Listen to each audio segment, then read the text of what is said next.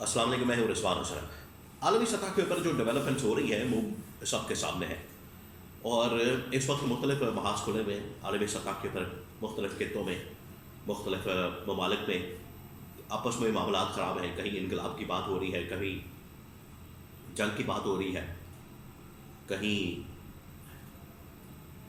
ایک دوسرے کے اوپر الزامات لگ رہے ہیں، کہیں حملے کا سوچا جا رہا ہے، بڑا کچھ ہو رہا ہے۔ تو ایک ایک کر کے میں آپ کو تھوڑا سا بتاتا ہوں مختلف ممالک کے میں کیا چل رہا ہے اس وقت، عالمی سطح پر ہو کیا رہا ہے، اس کا ڈائریکٹ امپیکٹ پاکستان کے اوپر، عالم اسلام کے اوپر کیا ہوگا۔ محمد بن سلمان یو اے ای، محمد بن سلمان کیوں پاکستان سے بار بار ایک ہی ڈیمانڈ کر رہے ہیں۔ ترکی بھی اب میدان میں آیا، اس نے بھی کہا ہے کہ ہمیں بھی اس معاہدے میں شامل کیا جائے جو پاکستان اور سعودی عرب کے درمیان ہوا ہے۔ ترکی کو کس قسم کی تھریٹ ہے،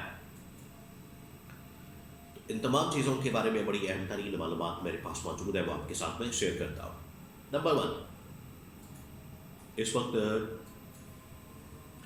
محمد بن سلمان کے بارے میں آپ کو بتاتا ہوں، پھر اس کے بعد جو ایران کی اس وقت سچویشن ہے بڑی کرٹیکل ہے اس وقت، اور اس میں خاص طور پر جو وہاں پر انقلاب، رجیم چینج آپریشن اور حملہ کیا ہو سکتا ہے، یہ میں آگے چل کر آپ کو بتاتا ہوں۔ لیکن پہلے محمد بن سلمان اس وقت بڑے ہی کنسرن ہیں، خاص طور پر یمن کی صورتحال کو لے کر، جہاں پر ان کا ایک ڈائریکٹ کلیش ہوا ہے یو اے ای کے ساتھ، اور اس میں پاکستان سے بھرپور مطالبہ کیا جا رہا ہے کہ آپ اس معاملے کے اندر آئیں اور معاملات کو حل کروائیں، چیزوں کو دیکھیں، اور جو معاہدہ ہوا ہے پاکستان اور سعودی عرب کے درمیان اس کے اوپر کام کریں، اس کے اوپر عمل درآمد کریں۔ اور ایک سائڈ، یہ جو دونوں سائڈ کے اوپر آپ چل رہے ہیں اور دونوں سائڈ کے اوپر آپ کی جانب سے جو کام ہو رہا ہے اس کو بند کیا جائے، یہ اصل میں ان کی جانب سے ڈیمانڈ کی جا رہی ہے۔ اور دوسرا یہ کہ اب یمن کے معاملے کے اوپر اسلحہ وغیرہ، ہتھیار وغیرہ اور وہاں پر فوج بھیجنے کا جو معاملہ ہے، ساتھ ہی غزہ اور فلسطین کے اندر، اس میں محمد بن سلمان کی جانب سے کہا جا رہا ہے کہ آپ اس کے اوپر اب دو ٹوک موقف اختیار کریں، جس کی وجہ سے انہوں نے اب اسٹیبلشمنٹ کی بجائے، یہ بھی ایک بڑی حیران کن قسم کی ڈیولپمنٹ ہوئی ہے کہ اب محمد بن سلمان یا سعودی عرب نے اسٹیبلشمنٹ کی بجائے وزیر خارجہ یا deputy prime minister Ishaq Dar کو بلایا سعودی عرب، اور ان کے ساتھ ملاقاتیں ہو رہی ہیں۔ تو یہ بڑا معنی خیز ہے۔ نمبر، اب آتے ہیں اس کے اوپر ایران کی صورتحال کے اوپر، یہ ذرا زیادہ لمبا ٹاپک ہے، اس لیے اس کے اوپر بات کرتے ہیں۔ ایران کے اندر حالات پچھلے تقریباً 10-15 دن سے بہت خراب ہے۔ وہاں پر مظاہرے ہو رہے ہیں، لوگ سڑکوں پر ہیں، جلاؤ گھراؤ کر رہے ہیں، توڑ پھوڑ کر رہے ہیں، اور بار بار خبریں آتی ہیں کہ آیت اللہ خامنئی بھاگ رہے ہیں، ملک چھوڑ کے جا رہے ہیں۔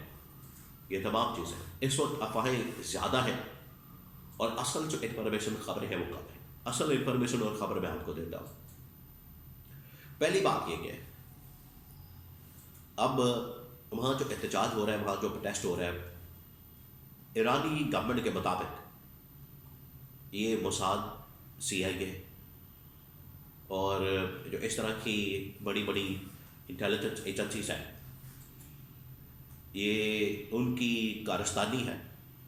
انہوں نے مختلف لوگ، مختلف ایجنٹس، مختلف وہاں پر لوگوں کو انسٹال کر کے یہ وہاں پر آپریشن کیا ہے اور احتجاج کروایا، اور اس سلسلے میں ایران کی حکومت نے وہاں پر تقریباً 800 کے قریب ایسے لوگوں کو گرفتار کیا، پکڑا، ان کو اریسٹ کیا، جو کہ ایرانی گورنمنٹ کے مطابق وہاں پر احتجاج، جلاؤ گھیراؤ اور باقی چیزوں کے اندر انوالو ہیں، ان کو پکڑا گیا۔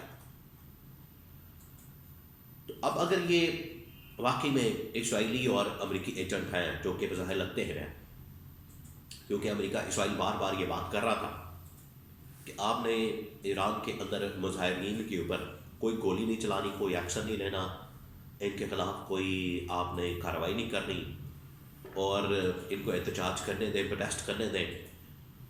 تو اب اگر یہ لوگ پکڑے گئے ہیں، گرفتار ہوئے ہیں، اریسٹ ہوئے ہیں، اس کا مطلب ہے کہ کہیں نہ کہیں ان کا اسٹیک لگ گیا ہے، یہ اسٹیک پر آ گئے ہیں.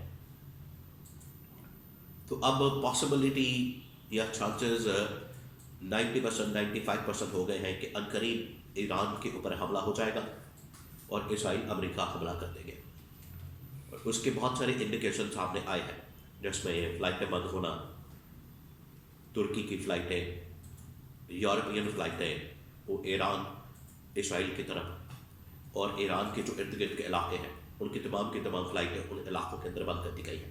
اس کی وجہ اس سے یہ ظاہر ہوتا ہے کہ کوئی نہ کوئی فضائی حملہ ہو سکتا ہے، کیونکہ فضائی حملہ ہونے کی صورت میں ہی اس طرح کا کام کیا جاتا ہے. ایک تو یہ ڈیولپمنٹ ہے. تو کسی وقت بھی ایران اور اسرائیل یا ایران اور امریکہ کے درمیان دوبارہ سے جنگ شروع ہو سکتی ہے، کیونکہ امریکہ بار بار ڈیمانڈ کر رہا ہے وہاں پر رجیم کی تبدیلی کے. یہ ایک پورا رجیم چینج آپریشن ہی چل رہا ہے، اور امریکہ کی ڈیمانڈ ہے کہ حالات کو بہتر کرنے کے لیے جو گورنمنٹ ہے، حکومت ہے، وہ سرنڈر کرے، وہ استعفیٰ دے اور ان کی مرضی کا بندہ لا کے بٹھا دیا جائے، جو کہ ایران کو قبول نہیں. ایران اس کو قبول کرنے سے انکاری ہے. تو یہ مسئلہ بن گیا دونوں کے درمیان، امریکہ اور ایران کے درمیان یہ پرابلم بن گئی، ایشو بن گیا، بون آف کنٹینشن بن گیا. اس کی وجہ سے کسی وقت بھی امریکہ کی جانب سے یا اسرائیل کی جانب سے ایران کے اوپر حملہ کیا جا سکتا ہے، اور یہ حملہ بڑا ہی خطرناک اور خوفناک ہوگا. کچھ عرصہ پہلے بھی ایران کے اوپر حملہ کیا گیا تھا ان کے ایٹمی پروگرام کو تباہ کرنے کے لیے. معاملہ ٹھنڈا پڑ گیا. اب ایران نے بھی جواباً یہ کہا ہے کہ اگر امریکہ کی جانب سے حملہ ہوتا ہے تو پورے خطے کے اندر، یہ جو عرب ممالک کا خطہ ہے، جہاں جہاں بھی امریکی فوجی اڈے موجود ہیں ان کے اوپر حملہ کر دیا جائے گا، ان کے اوپر اٹیک کر دیا جائے گا. یہ ایک خوفناک جنگ کا پیش خیمہ ہے. خوفناک جنگ آگے نظر آ رہی ہے اگر امریکہ حملہ کر دیتا ہے. لیکن امریکہ تیار بیٹھا ہے، ٹرمپ بالکل تیار بیٹھا ہے، باز وہ آنے والے نہیں. اور یہ پورا خطہ اور خاص طور پر پاکستان اس کے لپیٹ میں آ جائے گا. یہ بہت ہی خطرناک، بڑی ہی خوفناک صورتحال اگلے 2 سے 4 دنوں کے اندر پیدا ہو جائے گی. زیادہ ٹائم مجھے نہیں لگتا کہ یہ لگے گا. یہ جنگ کسی وقت بھی شروع ہو سکتی ہے اگلے 24 گھنٹے میں، 48 گھنٹے میں، کیونکہ ایران نے رجیم چینج آپریشن کو ریجیکٹ کیا،